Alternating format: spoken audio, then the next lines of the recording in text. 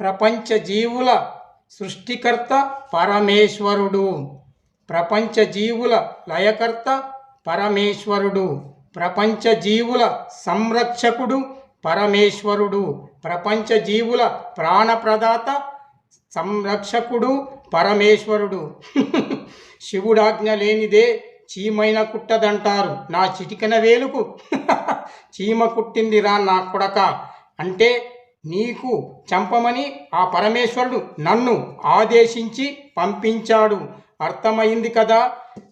నువ్వు ఎన్నో లక్షల లంచాలు తీసుకున్నావు. అర్థమయ్యిందా. నీలాంటి ఎదవల్ని చంపడానికి ఆ పరమేశ్వరుడు నన్ను ప్రతినిధిగా పంపాడు. నిన్ను నేను కంటి చూపుతో చంపేస్తాను నా కొడక.